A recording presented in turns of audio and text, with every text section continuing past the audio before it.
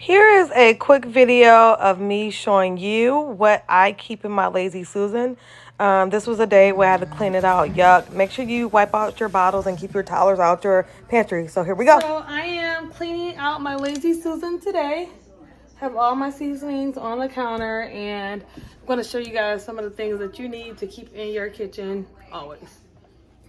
Italian seasoning. This is great for spaghettis, pastas, any chicken dish. I have pork chop days pozole I use this for, so this is a good one to keep.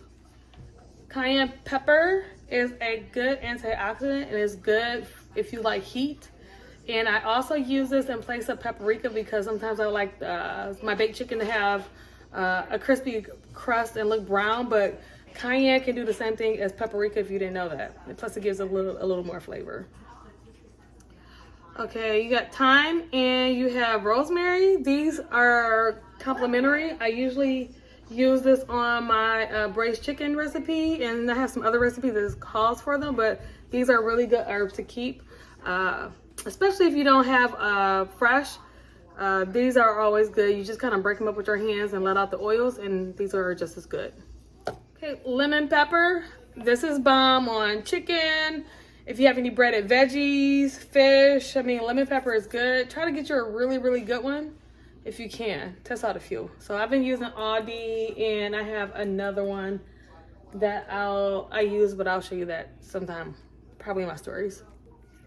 Okay, I have a variety of everything bagel seasoning. What do we have? Asiago cheese, jalapeno, and plain.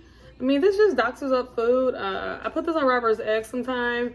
And I also like to top this with my cauliflower mash and regular mashed potatoes. It's really good. Okay, keep some type of bouillon in your cabinet. I have chicken and I have beef.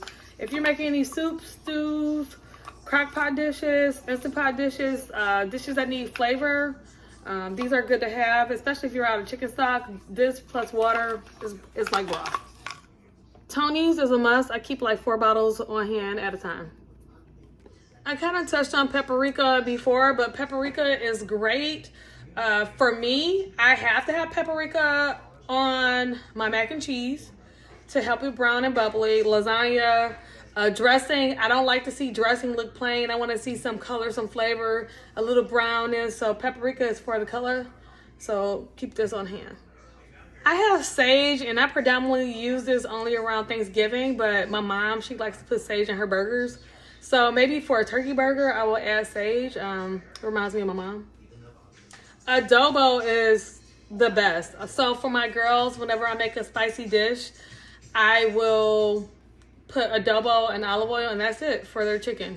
And they think it's wonderful. I even did a party, and I had like some chicken drumsticks and some thighs that we grilled, and they thought this was amazing. It's just adobo and olive oil, and you're good.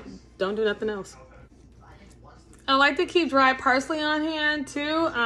It just finishes a dish and adds a little flavor. Sometimes recipes will call for it, but really it's for just making a dish look pretty. Okay, so you have onion powder and garlic powder.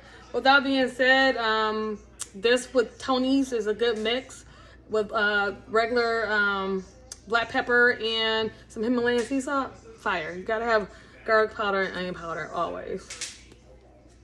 Old Bay, this is one that you want to keep on hand too. It's so good. I predominantly use it on seafood, but it says it could be used on chicken, shrimp, crabs, but Old Bay is bomb.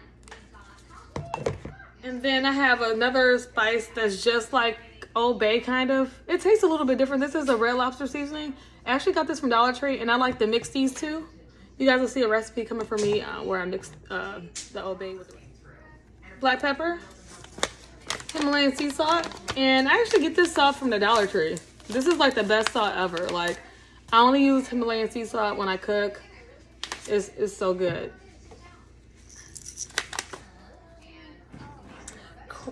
Baking powder and cornstarch are good to have in your pantry. Baking powder is good. I kind of add it to like my breading for when I fry chicken sometime, and sometimes you never know if you need to bake, and you may have a one-off recipe that calls for it. And then cornstarch is when you are making a slurry for gravies and things like that. It's a good thickening agent. You mix it with any type of liquid, preferably like chicken stock, and it'll thicken up whatever you have. I've been loving sesame seeds. Whenever I've been making like fried rice or I do like an egg dish with like chili sauce, it's a nice finishing touch and it tastes really good. I like the texture of it. So if you see sesame seed, this is a good one. If you cook a lot of like Asian cuisines. I like Mediterranean seasoning. It's great for vegetables and like chicken dishes. Can you put water in here, Mommy? So jerk seasoning, I have 3 different types and I have my favorite. Probably have to throw the other ones out, but jerk seasoning is perfect. I use it with a, it's called Walker's. It's a jerk marinade. And I mix those 2 together. I do it on pork chops, chicken. It's so good. So get you a jerk seasoning. I'll tell you which one I like. But yeah. Olive oil. It doesn't matter what kind. I use this to saute. I don't use vegetable oil or corn oil if I don't have to. Chili sauce or chili paste. This is the brand I use. My friend introduced me to this brand. It's better than the brand of chili sauce made by the people that make sriracha.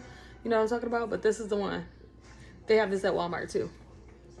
I use low sodium soy and regular soy sauce. Low sodium is like when I'm using it as like a dipping agent. If I'm actually cooking or marinating something, I use the regular soy sauce because it has a better flavor. Hope that makes sense. I'm going to throw this one out because I found a better way to use popcorn. Well, not use popcorn, make popcorn. This artificial butter stuff is not good at all, so this is going bye-bye.